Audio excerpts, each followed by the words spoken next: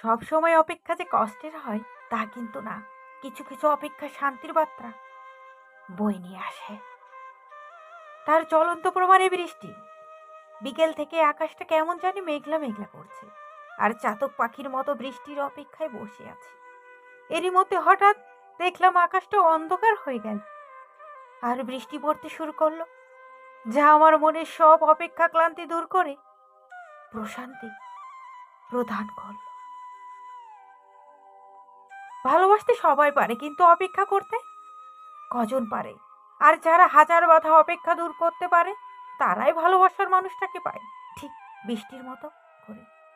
আর ভালোবাসার মানুষের জন্য অপেক্ষা বিফলে যায় না।